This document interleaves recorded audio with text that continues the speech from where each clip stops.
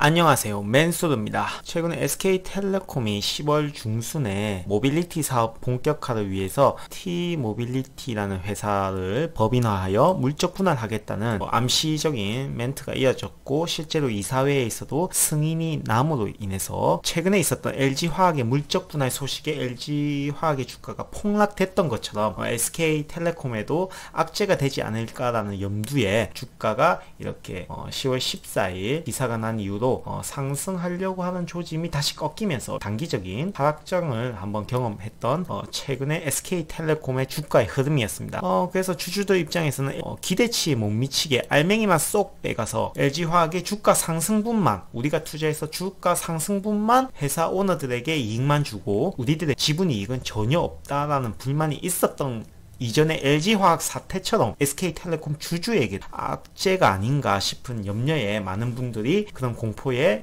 주가가 하락되는 결과가 나오지 않았나, 그렇게 생각됩니다. 3.9%대 급락을 한 날도 있었고요. 과연 이 물적 분할 리스크를 극복할까라는 기사도 계속 나오고 있었고요. 이런 안 좋은 기사들이 계속 쏟아져 나왔는데, 하지만 실제로 까보면 LG화학과 SK텔레콤의 물적 분할은 그 뉘앙스가 다르다라는 것을 알 수가 있을 겁니다. 그 이유를 한번 제 영상을 보시고 판단해 주시기 바랍니다. 자, 오늘 SK텔레콤 시작하도록 하겠습니다.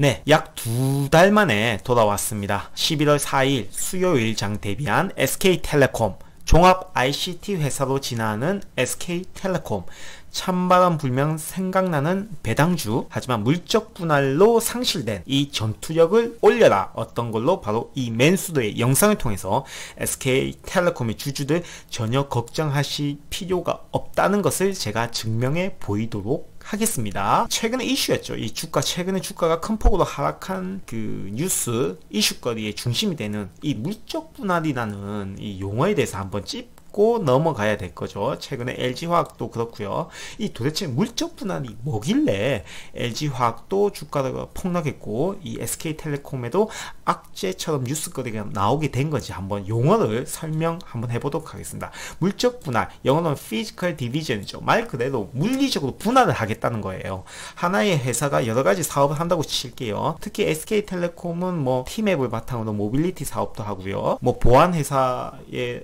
인수해서 보안 사업도 하고 있고요. 원래 원초적인 사업인 이동통신 사업도 하고요. IPTV 시장, 모바일 컨텐츠 산업도 투자하고요. 기타 등등 이렇게 한 회사가 여러 가지 문어발식으로 다양한 사업의 역량을 뻗어가는 그런 형식의 넓은 바운더리를 형성하고 다양한 사업을 영위할 경우 그 다양한 사업의 파이가 커지면 커질수록 이 사업의 규모가 커질수록 컨트롤 타워로서의 한계에 부딪히게 됩니다. 한마디로 이런 한계를 극복하기 위해서 회사를 법인화시켜서 각각의 해당 사업의 고위직에 전문 인력을 투입하고 거기에 따른 인력 구조를 개편하고 전문적인 부서, 전문적인 사업장으로서의 약간 반독립화시키는 그런 것을 해서 사업 구조를 개편한다고 볼 수가 있죠. 그래야 이제 수직 계열화 혹은 이제 독립적인 면을 갖추면서도 수직 계열화를 통해서 획일화된 사업 구조를 이룰 수 있는 거죠. 한마디로 각각의 부서를 구해서 더 합리적으로, 더 효율적으로 이제 각각 사업을 영위할 수 있게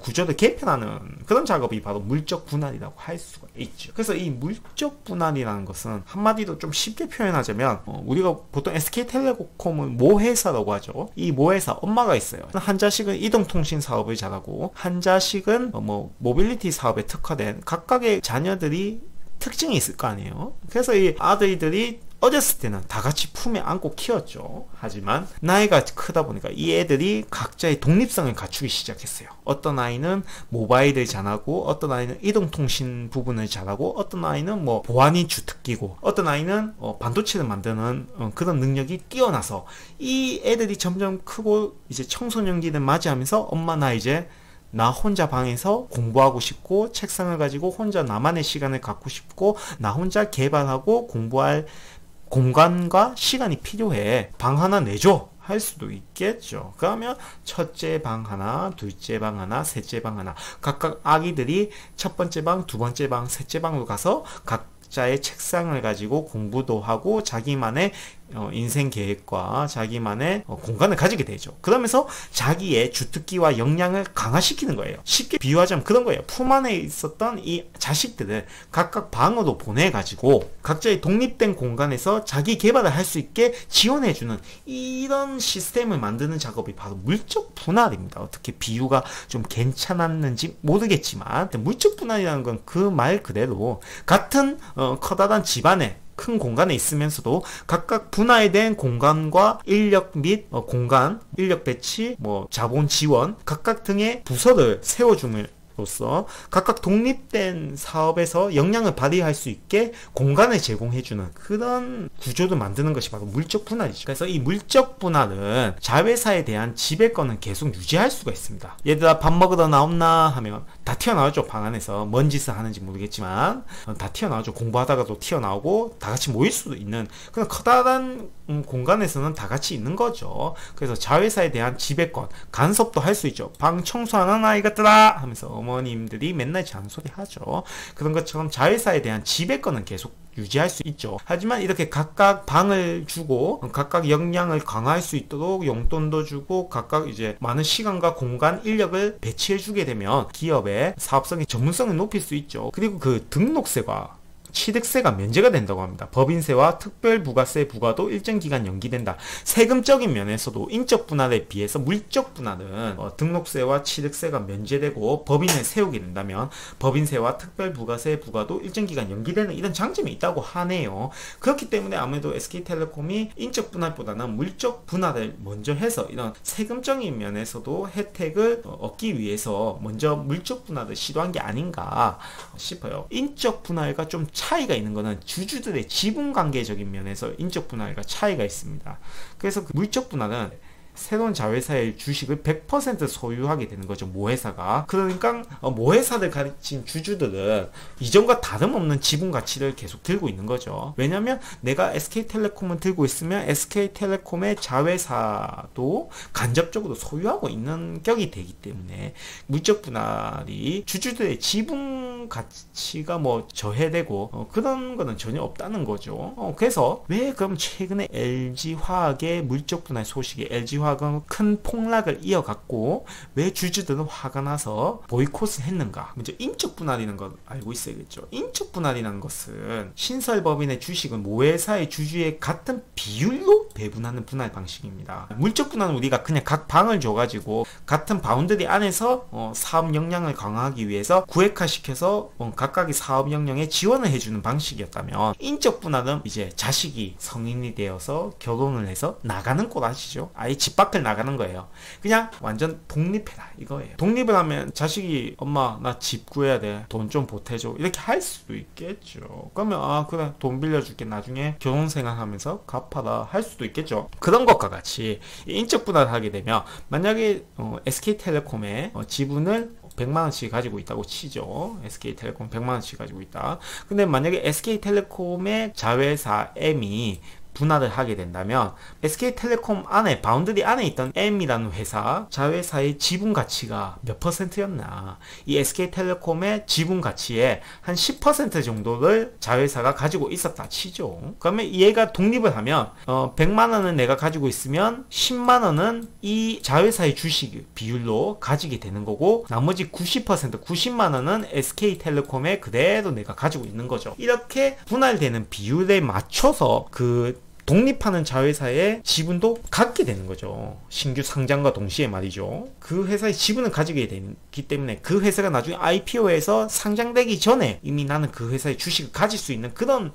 효과가 있기 때문에 LG화학이 최근에 쫙 올라갔죠. 이게 올라간 비율이 왜 올라갔습니까? 올라간 이유는 LG화학의 배터리 사업이 큰 활약을 하고 그 LG화학 사업 매출에 큰 영향을 이제 점점 매출 비중이 높아지고 있었죠. 그리고 비중이 굉장히 LG화학의 매출 지분이 굉장히 높아지고 있었기 때문에 LG화학의 화학 산업이 아닌 바로 배터리 사업의 지분 가치를 통해서 이 LG화학이 뭡니까? 인적 분할을 하게 된다면 그 인적 분할로 인해서 LG화학에서 분사되는 LG배터리라는 가칭의 회사의 지분을 IPO 상장하기 전에 미리 취득하기 위해서 들어온 사람들이 이 대부분이라는 사람들이죠. 물론 LG화학의 실적은 나쁘지 않았지만 이 배터리 사업, LG화학 배터리 사업 2차 전지 전기차 테마에 의한 2차 전지 수혜주로서 LG화학의 배터리 사업부를 보고 들어온 사람들이 태반이라는 거죠. 하지만 LG화학이 결국 물적 분할을 함에 따라서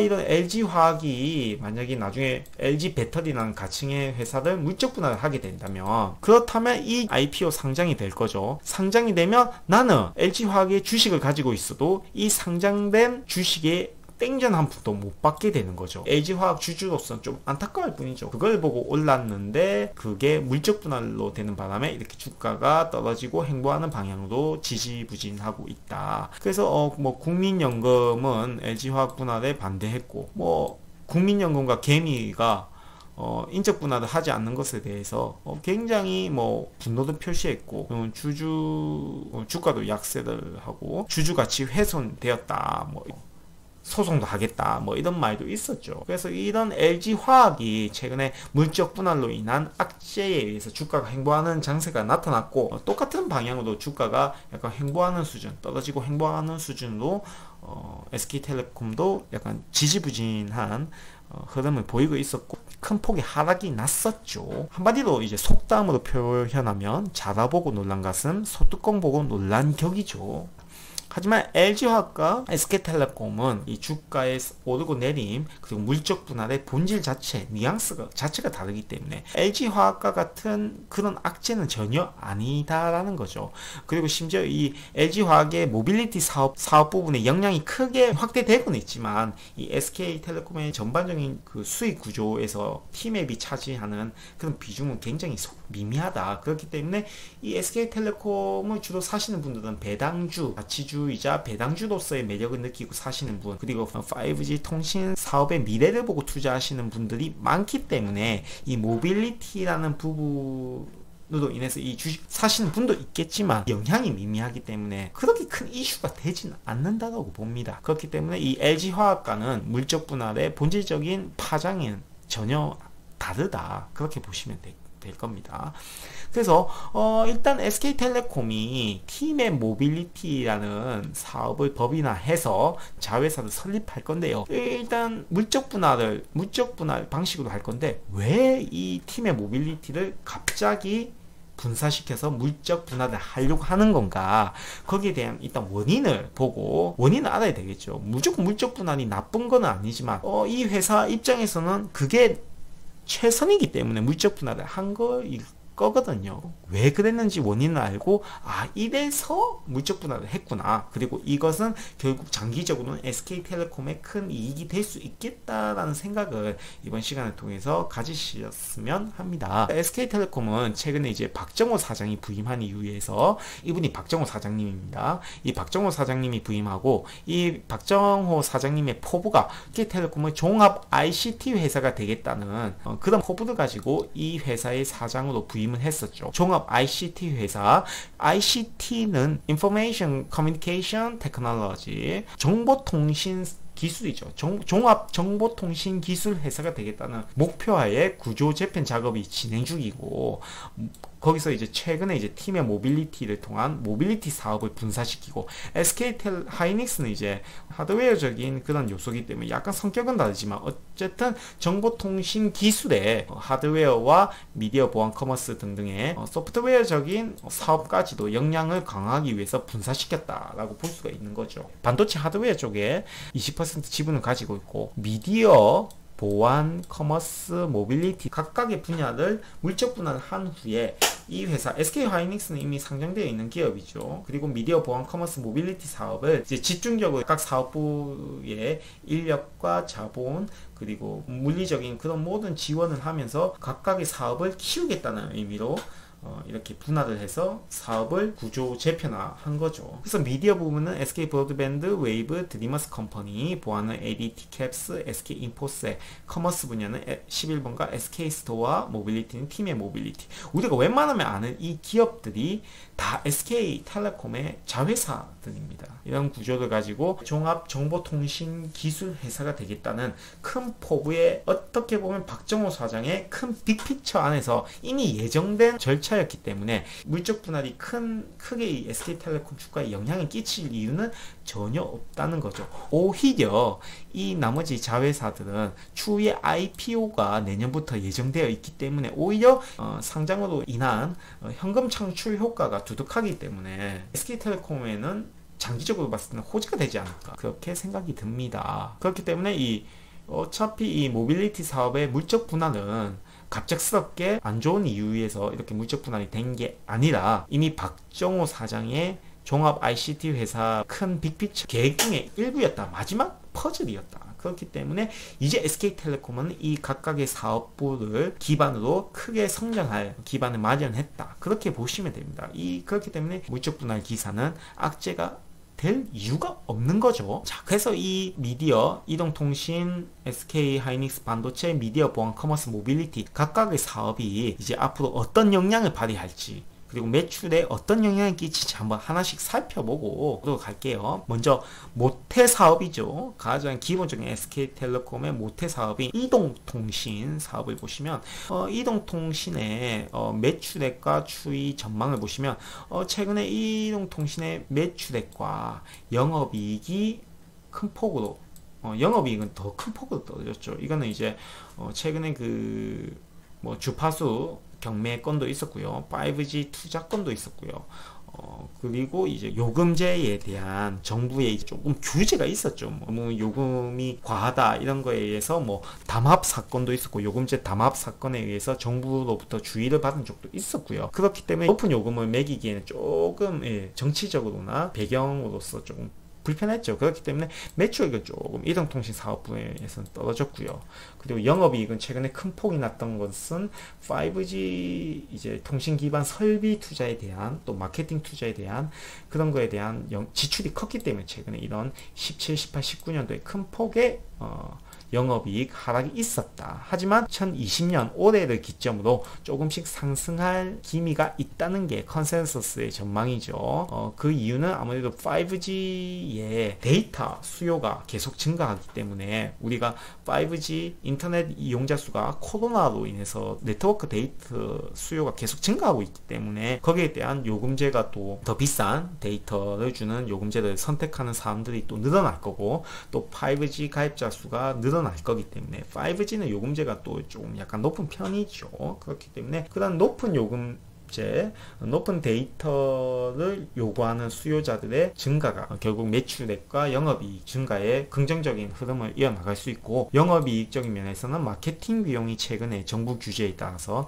5G 네트워크 통신 설비 및 마케팅 비용이 조금 경쟁적으로 심화되지 않고 조금 사그라들면서 마케팅 비용 지출적인 면에서 비용이 줄어들기 때문에 영업이익도 덩달아 같이 매출과 비례해서 상승할 것이다 라는 전망이 있습니다. 그렇기 때문에 이동통신 부분에서는 안정적인 캐시카우 역할을 계속 유지하면서 다시 한번 상승하는 흐름을 보일 수 있는 구간이 될 수 있겠다라고 볼 수가 있는 거죠. 그렇기 때문에 이동통신 부분에서도 굉장히 전망이 밝다라고 볼 수가 있죠. 자, 그 다음 미디어 부분 보겠습니다. 미디어 부분은 SK 브로드밴드라는 IPTV 시장이 있고요. 웨이브라는 모바일 컨텐츠 사업 부분이 있습니다. SK 브로드밴드는 최근에 매출액이 쭉 꾸준히 상승했고요. 최근에 합병 후에 가입자 수와 매출액이 성장했고 영업이익도 고속에 상승을 하고 지금은 약간 성장률은 약간 주춤한 상황입니다. 아무튼 이 시장이 어느 정도 점유율은 확대가 되었고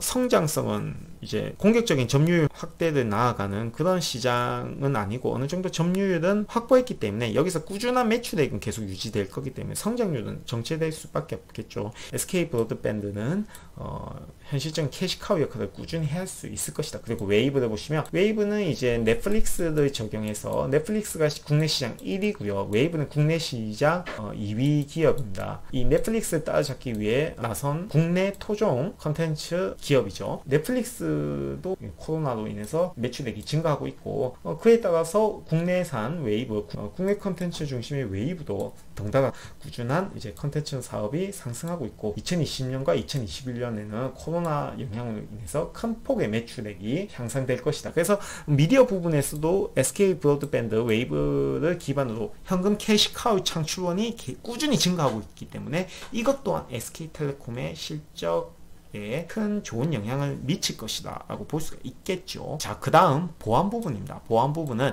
ADT 캡스라는 물리적인 우리 뭐 문 앞에 카메라 있죠. CCTV 카메라 있고 계속 출동해주는 경찰 같으신 분들이 있죠.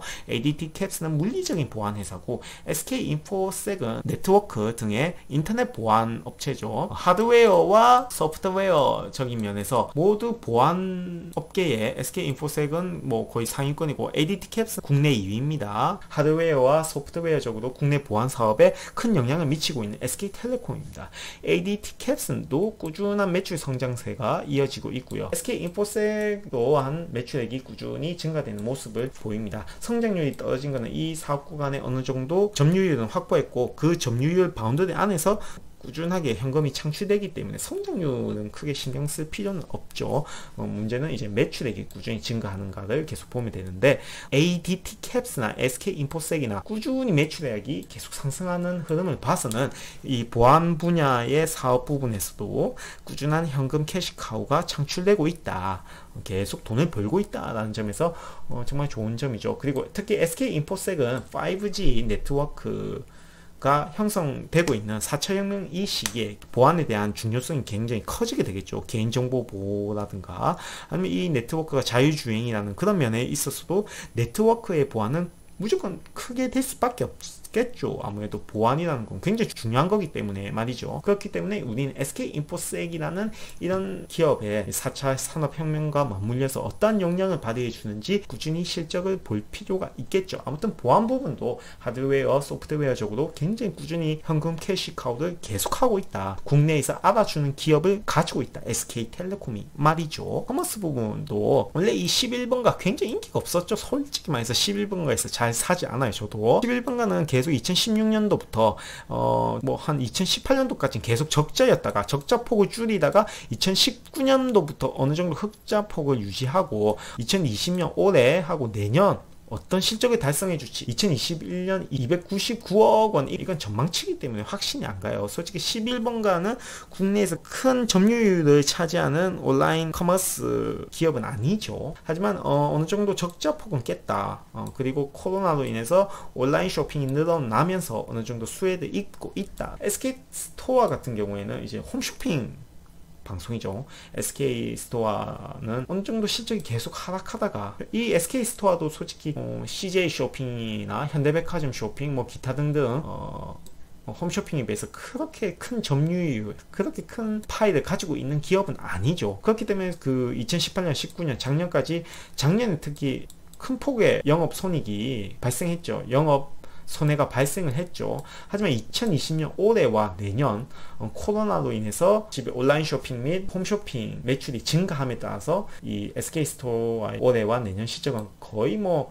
9배, 10배 큰 폭의 상승이 이루어질 것이다 라고 보고 있죠. 이거는 솔직히 SK스토어와 홈쇼핑 많이 사기 때문에 팩트죠. 하지만 조금 아쉬운 건 11번가가 과연 이 국내 낮은 점유율에도 불구하고 꾸준한 수익이 증가될 수 있는가, 그건 좀 봐줘야 될 거예요. 그리고 이게 영업이익이 큰 폭으로 상향되지 않거나 만약 점유율이 계속 떨어지게 된다면 아마 이 아픈 손가락이죠. 11번가 SK텔레콤에도 어느 정도 조치가 나지 않을까 보입니다. 그리고 SK스토어도 큰 폭의 실적이 향상했기 때문에 이것 또한 SK텔레콤의 실적에 좋은 영향을 줄 수 있겠죠. 마지막으로 이제 새롭게 물적 분할되는 모빌리티 사업 분야를 보시면 이제 뉴 ICT 신성장 동력이 될 거라고 보고 있어요. 그리고 티맵 모빌리티라는 회사가 될 거고요. 법인이 이 사업부의 2019년 매출액은 295억 원이고 2020년 올해 목표는 약 거의 2배 조금 못 미치는 400에서 500억 원이 목표라고 하는데 이 실적이 과연 어떻게 될지는 궁금합니다. 그리고 2025년까지 6천억 원을 규모로 큰 폭으로 증가시키겠다는 게 바로 팀의 모빌리티의 목표죠. 목표 한번 거창하네요. 박정호 사장의 목표가 거창해서 원래 사업은 이제 배포죠. 배포가 커야 되겠죠. 그래서 팀의 모빌리티의 매출액을 2019년 295억 원이었는데 2020년에는 400억에서 500억 원을 목표로 해서 꾸준히 이렇게 이 팀의 모빌리티 매출이 이렇게 상승될 거라고 컨센서스에서는 전망을 하지만 이게 실제로 될지는 계속 이제 지켜봐야겠죠. 이렇게만 돼주면 엄청나죠. 그리고 기업 가치는 약 6년, 5년 후에는 지금의 가치의 4.5배로 큰 폭으로 기업 가치가 증가될 거라고 보고 있죠. 지금 우버와 합작 법인도 설립해가지고 지금 뭐 공유 모빌리티, 차량 공유 사업에도 진출하려고 준비하고 있고요. 과연 이것이 시장에 큰 영향을 미치고 시장의 점유율을 크게 차지한다면 2025년도에 이 정도의 기업 가치도 가능할 거라고 기대는 하는 거죠. 일단 기대는 클수록 좋잖아요. 실제로 어떻게 될 건지는 모르겠지만 이런 팀의 모빌리티 신성장 동력을 확보하기 위해서 SK텔레콤이 큰 폭으로 지원해 줄 수도 있겠고 많은 투자도 이루어질 수도 있겠죠. 그리고 이거의 돈 냄새를 맡고 우버에서도 크게 지분을 투자한 것도 있고요. 아무튼 성장성이 기대되는 사업이다 라고 볼 수가 있죠. 그래서 이 팀의 모빌리티의 목표는 바로 대한민국 넘버원 모빌리티 플랫폼이 되는 겁니다. SK텔레콤으로부터 물적 분할이 된 이 티맵 모빌리티는 티맵이라는 플랫폼과 티맵 대중교통이라는 티맵 택시, 티맵 주차 등등의 각각의 이제 사업 구성을 다양화하고 상품을 다양하게 개발해서 구독형 모빌리티 사업에도 진출하고 각장 다양한 티맵 대중교통, 티맵 택시, 티맵 주차 등의 사업을 확장해서 다양한 서비스를 제공하는 이런 종합 모빌리티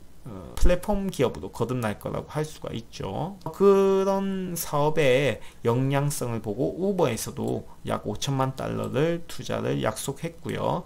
그리고 이 우버가 또 1억 달러 이상을 투자를 더해서 티맵 택시와 우버 택시를 결합한 조인트 벤처를 형성해서 티맵 택시와 우버 택시가 같이 합병은 아닙니다. 같이 사업을 공동으로 합작 법인을 설립해서 이제 카카오 택시에 대항해서 국내 택시 차량 공유 택시 업계의 국내 시장 점유율 1위를 달성하겠다는 목표로 이 티맵 모빌리티가 발족이 된 거죠. 여기 보시면 저도 티맵을 쓰고 있어요. 티맵을 쓰니까 진짜 구석구석 골목 구석구석에 지름길도 잘 가르쳐 주고요.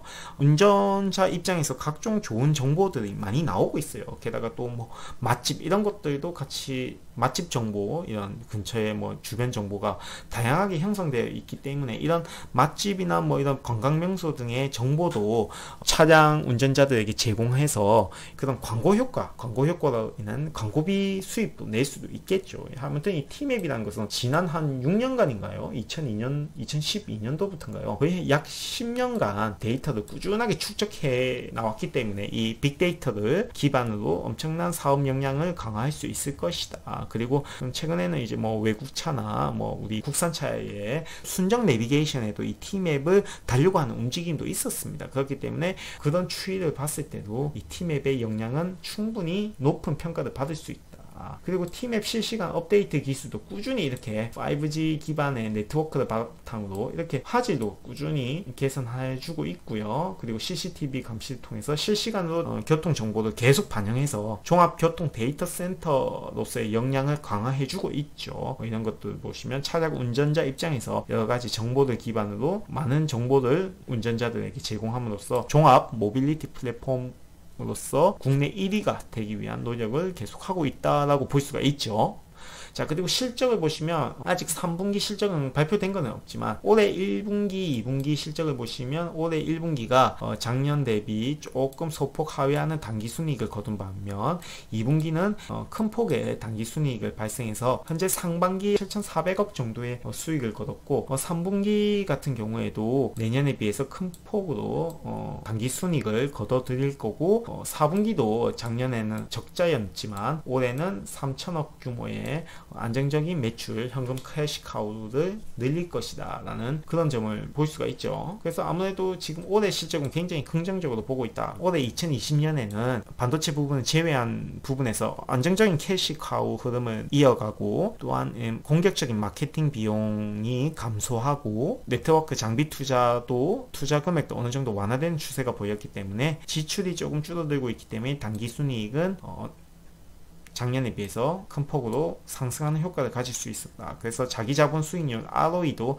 꾸준히 올해를 기점으로 내년 내후년도 증가할 것이고 단기순이익도 내년 내후년도 계속 이어질 것이다. 특히 2020년, 2022년, 2023년에는 다시 한번 SK 하이닉스가 반도체 호황을 맞아서 큰 폭의 실적 상승을 견인한다면 그게 바로 SK텔레콤의 당기순이익에도 큰 영향을 끼치지 않을까, 그런 생각에서 지금의 발판으로 앞으로의 SK텔레콤의 당기순이익 전망 실적 향상은 긍정적이다 라고 볼 수 있죠. 또한 본 종목의 PBR은 1위채 되지 않기 때문에 굉장히 안정적이다. PBR 지수는 굉장히 안정적이다 라고 볼 수 있죠. 그리고 PER 비율은 작년에 비해서 작년 21.59%였고요.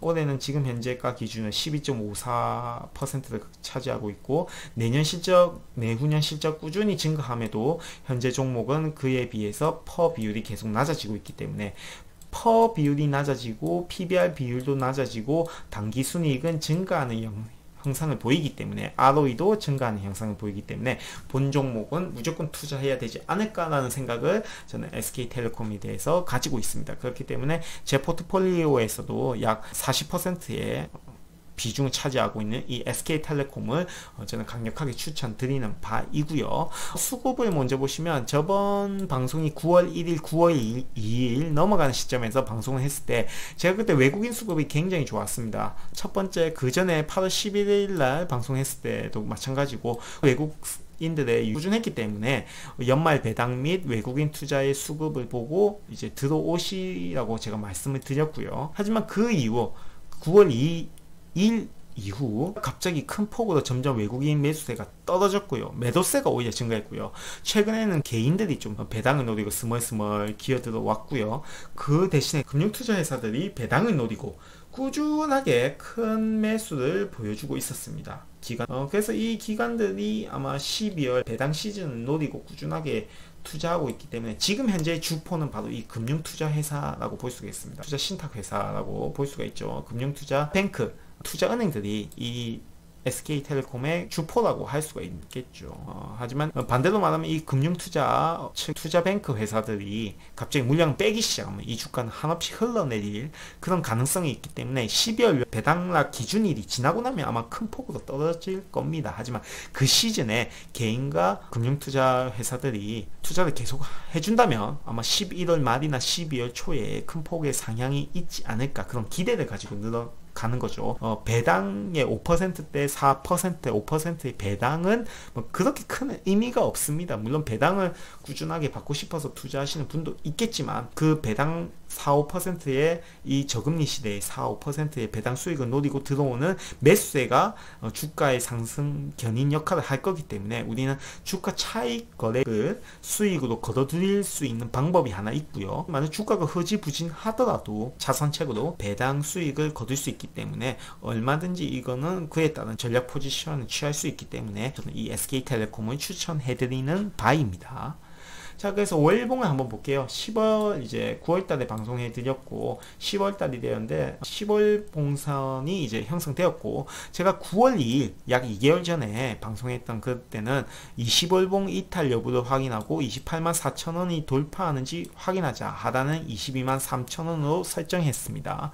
근데 그때가 이 9월달 이때쯤이었죠. 이때 28만 4천원은 결국 돌파하지 못했습니다. 그까지 날아가지 않았지만 9월달에 20월봉을 살짝 찌르고 아래 꼬리를 달고 올라가서 약간 종가를 형성돼서 아직 25일선이 이탈되지 않았었지만 10월 들어서 어느 순간 10월 한 중하순 들어와서 20월선을 이탈하는 흐름을 보이면서 쭉 월봉상에서 양대 음봉이 발생됐죠. 그래서 제가 20월봉 이탈 여부를 계속 확인하자고 말씀드렸지만, 이탈했을 때, 큰 폭으로 이탈할 때 그때 어느 정도 부분 손절하셔가지고 평단가를 추후에 낮추는 전략을 취하셨어도 괜찮았겠죠. 그렇게 하신 분이 계셨다면 지금 사셔도 충분하게 평단가를 낮춰서 해지 역할을 할 수 있었겠죠. 해지 수단으로서 활용할 수 있었겠죠. 그게 좀 아쉽고, 일단 20월봉선을 이탈했기 때문에 만약 추세적인 하락이 계속 이어진다면 저는 여기서 8월달의 상단선과 8월달 고점과 9월달 하점을 이은 이 추세선을 하단선으로 잡고 여기까지도 한번 떨어질 수 있지 않을까라는 생각에 하단선을 월봉상에서 184,000원으로 잡았습니다. 그리고 이 선이 월봉상의 엔벨로프 하단선과 일치하는 지점이 발생했기 때문에 만약에 대내외적인 큰 이슈로 인해서 기업 실적은 좋지만 대내외적인 이슈로 인해서 주가는 실적에 반비례할 수가 있거든요. 왜냐하면 주식은 합법적인 도박이기 때문이죠. 그렇기 때문에 실적은 좋지만 어느 정도 대내외적인 변수에 의해서 큰 폭으로 하락할 시, 예를 들어서 코로나 같은 경우 말이죠.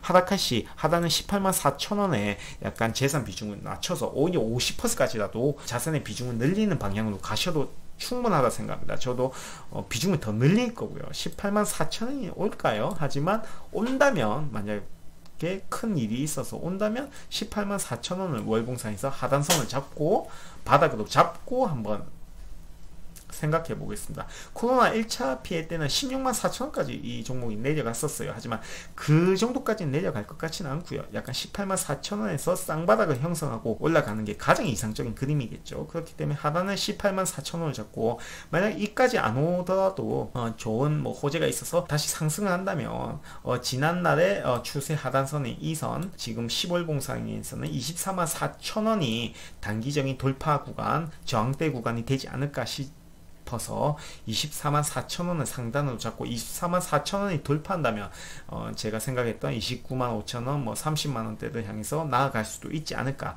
만약에 윗꼬리를 달게 되는 형상이 나타난다면 고점은 244,000원을 잡아도 그때 약간 부분 손절 하셔도 되지 않을까 싶습니다. 만약 244,000원을 맞고 내려온다면 말이죠. 돌파하면 그냥 홀딩 및 추매하셔도 될 것 같아요. 1월 4일 수요일 아침 2개월 만에 돌아왔습니다. SK텔레콤에 대해서 한번 말씀드렸고 다시 한번 요약해드리면 제가 누누이 SK텔레콤 영상 방송을 하면서 시장은 성장주 장세에서 가치주 장세로 전환할 준비가 되어 있다고 했지만 지금 이제 성장주 장세가 약간 꺾이기 시작했죠. 카카오나 뭡니까 게임 주식들, 엔터테인먼트 주식들, LG화학 배터리 쪽 약간 추세가 꺾였죠. 실제로 이제는 가치주 장세로 전환할지 안 할지는 모르겠지만 저는 가치주 장세로 전환할 준비가 되어 있다고 생각합니다. 그리고 가치주의 진주는 바로 이 SK텔레콤이라는 생각은 전혀 변함이 없습니다. 그리고 최근의 주가 하락은 자라보고 놀란 가슴, 소뚜껑 보고 놀란 격입니다. LG화학의 물적 분할과는 전혀 다른 뉘앙스라고 말씀드렸죠. 제가 아까 살짝 설명드렸죠. LG화학의 배터리 사업부는 LG화학 안에서의 매출 지분이 큰 폭으로 상승했기 때문에 그거에 대한 LG 배터리 주식을 보유하기 위해서 들어온 매수자가 있었기 때문에 LG화학이 큰 폭으로 증가했고 거기에 대한 거품이 실적 대비 거품을 가지고 물적 분할이 되면서 그 거품이 무너지는 과정이었기 때문에 LG화학이 폭락이 거듭났고 지금 SK텔레콤은 이제 한참 이제 새내기인 이 사업을 더 키우기 위해서 사업 역량을 강화하기 위해서 물적 분할을 하는 거기 때문에 전혀 거품과는 상관없는 거기 때문에 다른 뉘앙스이기 때문에 지금의 주가 하락은 전혀 자라보고 놀란 가슴, 소뚜껑 보고 놀란 격이기 때문에 전혀 겁낼 필요가 없다라고 보여집니다. 그리고 6월 말 기준 5G 가입자가 334만 명을 보유했었는데 올해 말에는 540만 명으로 점유율 46.6%, 5G 가입자 점유율 46.6%로 큰 폭으로 상승할 걸로 전망하고 이것은 곧 업계 1위가 되는 거죠.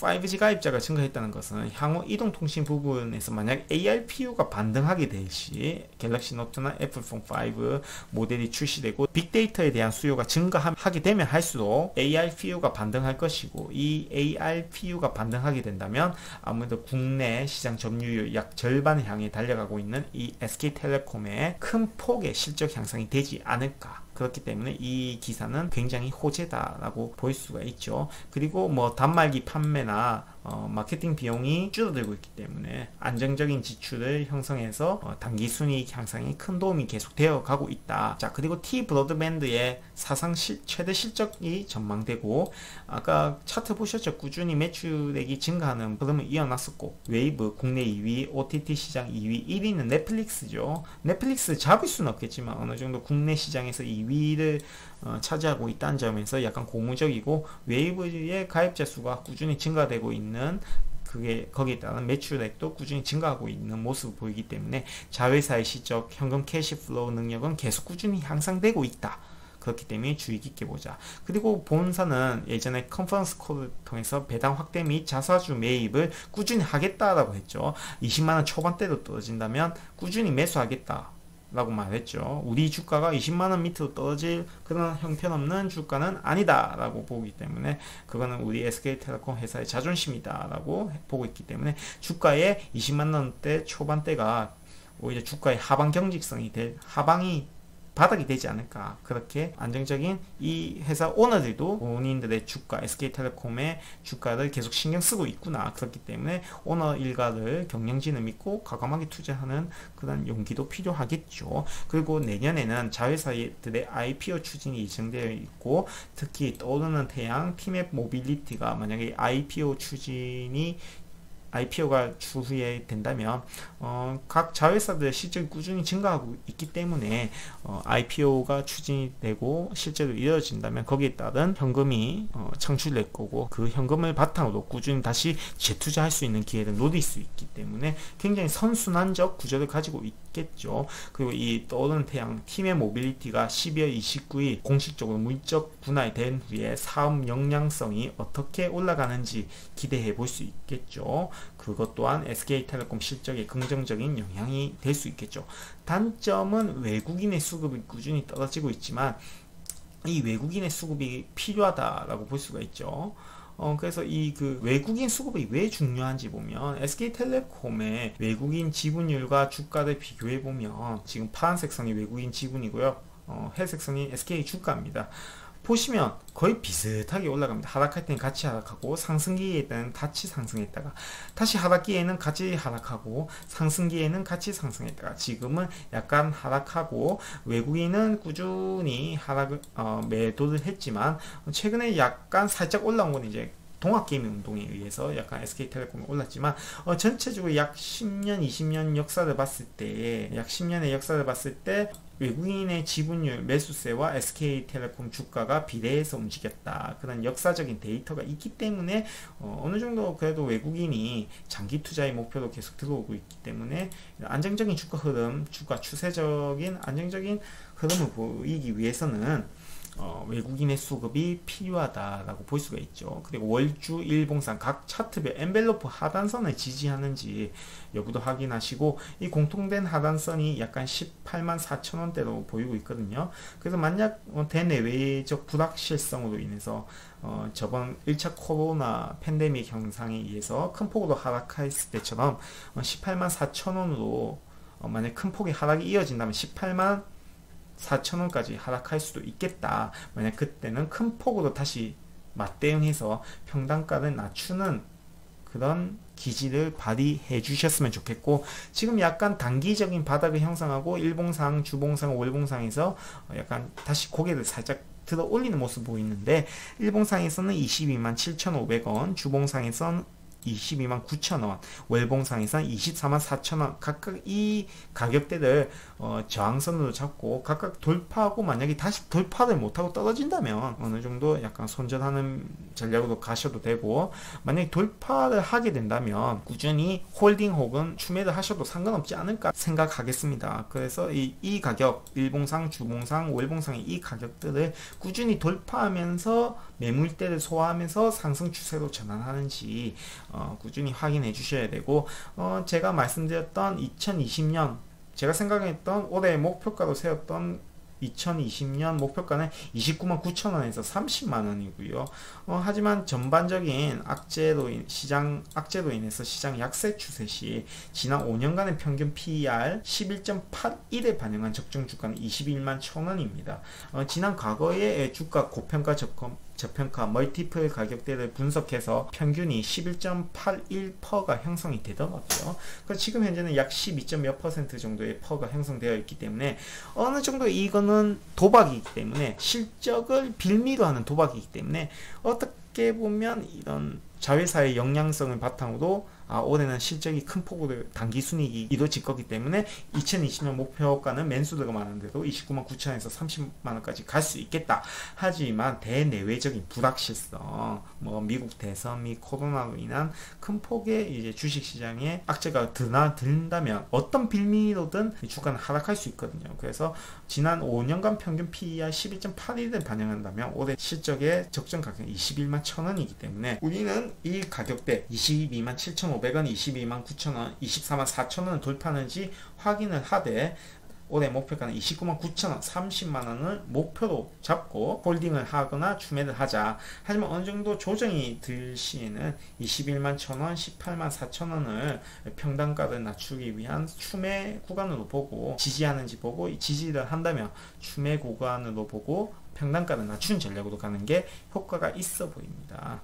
그래서 이렇게 SK텔레콤 간단하게 2개월 만에 다시 한번 썰을 풀어봤는데 악재는 전혀 없습니다. 악재는 대외적인 악재가 있을 뿐 이 기업의 꾸준한 캐시플로우 및 이 SK텔레콤이 가지고 있는 역량과 자회사들의 실적은 꾸준히 증가하는 추세고 앞으로도 성장성이 기대되는 사업들을 영위하고 있기 때문에 이 SK텔레콤의 최근의 주가 하락은 의미 없고 오히려 추매 및 다시 한번 포트폴리오 정리의 기회를 가질 필요가 있다라고 생각되어집니다. 그렇기 때문에 절대 쪼이지 마시고 왜 계속 SK텔레콤의 안 좋은 기사가 전혀 LG화학의 물적 분할과 전혀 상관이 없는데 계속 연관시켜서 좀 주가를 하락하는 부정적인 요소가 되는 그런 기사들은 스킵하시고 뛰어넘으시고 계속 SK텔레콤에 대한 믿음을 가지시기 바랍니다. 그래서 이 SK텔레콤에 대한 악재는 전혀 신경 쓰지 마시고 꾸준한 홀딩과 이 SK텔레콤에 대한 믿음을 가지고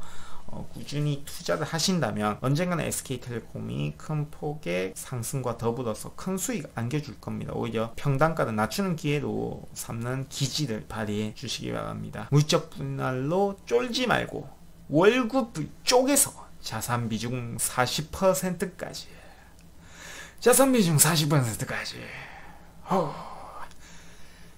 매수 진행시켜 감사합니다.